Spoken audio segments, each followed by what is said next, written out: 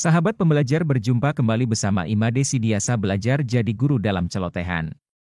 Celoteh kita hari ini membahas tentang informasi mengenai pengelolaan guru yang akan diambil alih oleh pemerintah pusat, seperti yang dijelaskan oleh Menteri Pendidikan Dasar dan Menengah, Profesor Abdul Mufti. Dia menjelaskan bahwa penarikan kewenangan ini bertujuan untuk mengatasi berbagai masalah dalam rekrutmen, pembinaan, dan distribusi guru di daerah. Selain itu, ada rencana untuk mengangkat lebih dari 1 juta guru honorer menjadi pegawai pemerintah dengan perjanjian kerja, P3K, dan ada nih kemungkinan revisi Undang-Undang Otonomi Daerah terkait pendidikan. Nah, seperti apa informasinya? Mari kita ikuti channel Zona Guru selengkapnya. Namun sebelum kita lanjut, bagi sahabat pembelajar yang belum subscribe silahkan subscribe, like, komen dan share channel ini untuk mendapatkan celotehan terupdate. Bagaimana pendapat sahabat pembelajar? Silahkan sampaikan pendapatnya di kolom komentar.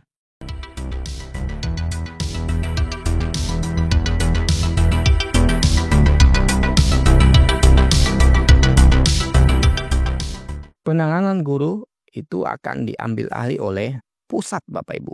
Menteri Pendidikan Dasar dan Menengah, Profesor Abdul Mufti itu beri penjelasan seperti ini. Jangan lupa like, comment, share, and subscribe. Bye-bye. Nah, Bapak Ibu dimanapun Anda berada, ya, penanganan tata kelola guru mulai dari perekrutan, pembinaan hingga distribusi atau penempatan itu kembali akan diambil oleh pemerintah pusat. Nah, Menteri Pendidikan Dasar dan Menengah, Profesor Abdul Mufti mengatakan bahwa sebenarnya wacana untuk pengelolaan tata kelola oleh guru kemudian dipusatkan di pemerintah itu idenya tidak dari Kementerian Pendidikan Dasar dan Menengah atau Kementerian Kemdikdasmen. Justru kementerian lain yang mengusulkan agar tata kelola itu ditarik ke pusat dan bukan menjadi wewenang pemerintah daerah lagi. Nah, kenapa ditarik ke pusat?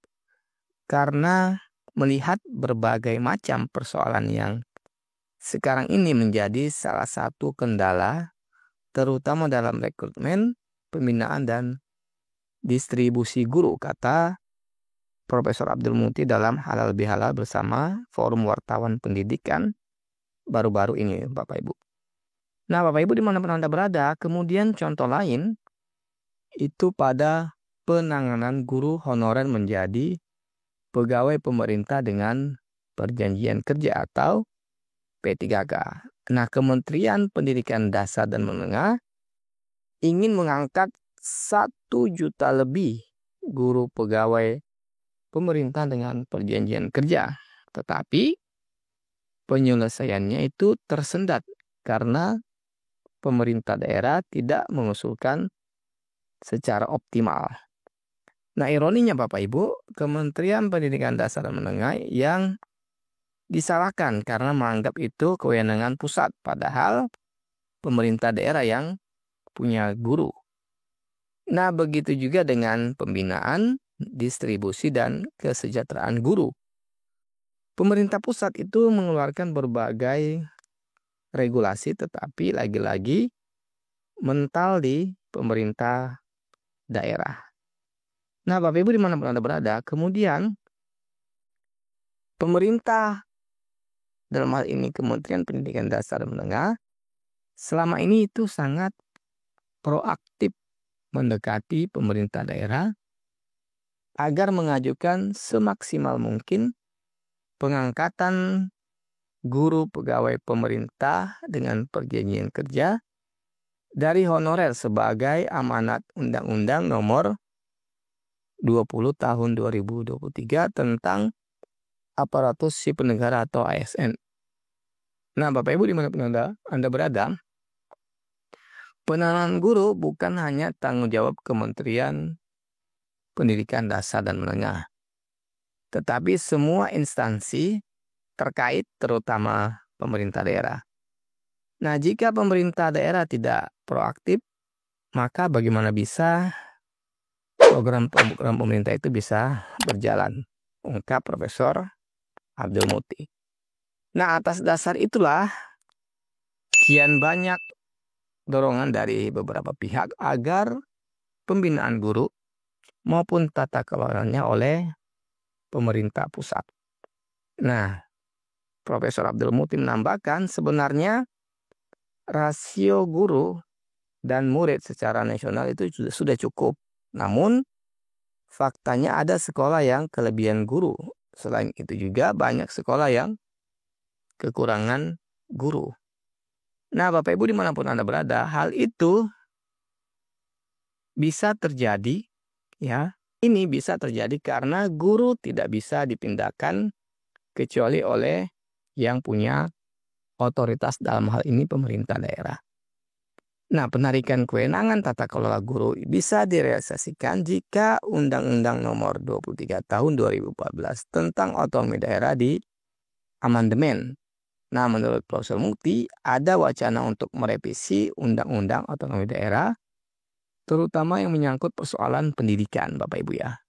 Nah, jadi kata beliau, sekarang ada beberapa pihak yang mulai menyuarakan apakah memang pendidikan itu termasuk yang diotonomikan atau dikelola pusat. Karena sekarang ini ada dua bidang yang tidak diotonomikan.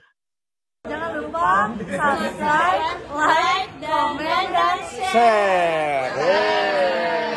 Nah, Bapak Ibu lanjutnya melihat berbagai persoalan yang muncul, terutama menyangkut pembangunan sekolah, tata kelola dan sebagainya, itu mendorong percepatan revisi Undang-Undang Otonomi Daerah yang nantinya akan dikonsinyasikan dengan Undang-Undang Sistem Pendidikan Nasional, Bapak Ibu. Lanjut beliau, revisi beberapa undang-undang ini adalah inisiatif DPR RI dan kami tentu mengapresiasi serta mendukung secara aktif proses-proses pembahasan yang sekarang ini terus berlangsung. Nah, Bapak Ibu, saat ini, kata beliau, sedang dalam tahapan penyusunan naskah akademik terkait dengan kemungkinan 4 undang-undang dijadikan 1 undang-undang saja. Nah, Sekretaris Jenderal Kementerian Pendidikan Dasar Menengah, Ibu Suharti menambahkan bahwa pengalihan kewenangan tata kelola guru ke pemerintah pusat sebenarnya sudah masuk di dalam rencana pembangunan jangka pandang. Kemudian, rencana revisi Undang-Undang Otonomi Daerah juga sudah masuk di program legislasi nasional 2025 di DPR RI. Jadi kemungkinan akan berjalan bersamaan, kata beliau. Jadi Bapak Ibu ya, kesimpulannya bahwa kita harus siap siaga ya.